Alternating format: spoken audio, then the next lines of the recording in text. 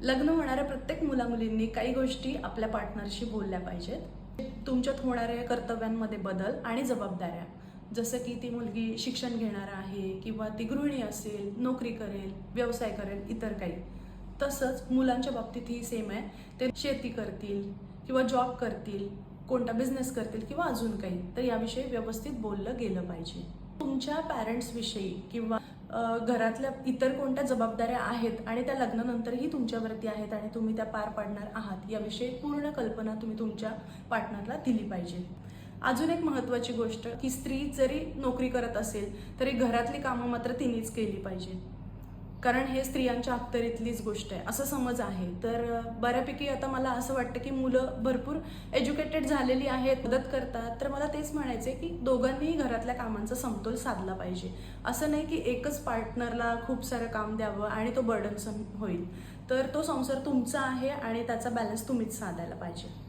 जर दोन्ही पार्टनर कमावते असतील तर त्यांचे फायनान्शियल रिस्पॉन्सिबिलिटीज कशा मॅनेज करतील, किंवा जर एकच पार्टनर जर का कमवत असेल तर त्याची दुसऱ्या पार्टनरविषयी काही रिस्पॉन्सिबिलिटी आहे आणि तो किंवा ती कशी रिस्पॉन्सिबिलिटी पार पाडेल. रीतीभातींमध्ये चेंजेस असतात. तुम्ही व्हेज नॉनव्हेज असाल त्यामध्ये चेंजेस असतील, तुमच्या पेहरावामध्ये काही बदल होतील.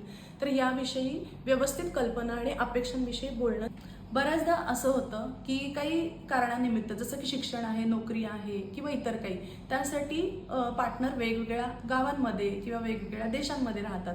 तर अशा वेळी त्या दोघांचा कसा एकमेकांना सपोर्ट असेल, की मी जॉईंट फॅमिलीत राहतात की वेगळं राहतात, यावरूनही बऱ्याच गोष्टी तुमच्या आयुष्यात बदल घडतात. तर त्याविषयी तुम्ही तुमची मानसिकता ठेवावी किंवा त्याविषयीच्या अपेक्षा एकमेकांशी बोलून दाखवाव्या. फॅमिली प्लॅनिंगबद्दल दोघांनी एकमेकांच्या इंडिव्हिज्युअल चॉईसेस, एकमेकांचे विचार जे काही आहेत ते व्यवस्थित बोलले पाहिजेत. तुम्ही तुमच्या पार्टनरच्या काही आवडीनिवडी, काही छंद आहेत आणि त्यासाठी तुम्ही कसे प्रोत्साहन करता, हे सुद्धा तुमच्यामध्ये चर्चा झाली पाहिजे. आणि हो, एकमेकांना रिस्पेक्ट दिलाच पाहिजे. तुमचेही काही मुद्दे असतील तर कमेंट बॉक्समध्ये नक्की लिहा. तुम्हाला असं वाटत असेल मी कोणत्या तरी अजून मुद्द्यावरती बोलावं तर मला कळवा.